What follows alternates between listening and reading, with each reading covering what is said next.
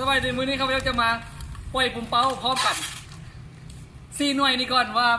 ถ้าปล่อยพร้อมกันแล้วมันจะเกิดแบบไหนขึ้นอาจารย์จะตัด1 2 3 1 2โอ้โห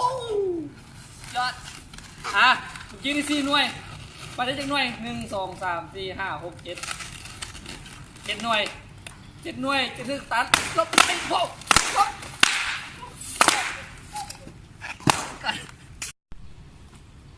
ฮัลโหลสบายดีจะมาระเบิดปุ่มเป้าว่าปุ่มเป้าหน่วยนี้เป็นชนิดหน่วยพิเศษมันจะใหญ่ระดับนี้มันถึงจะแตกแต่มือนี้จะระเบิดมันคาเครื่องสูบปุ่มเป้า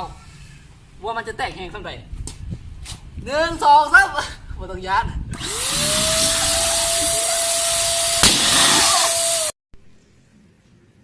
สบายดีโอ้อาจารย์วิเชียนเฮาเพิ่งจะระเบิดกับ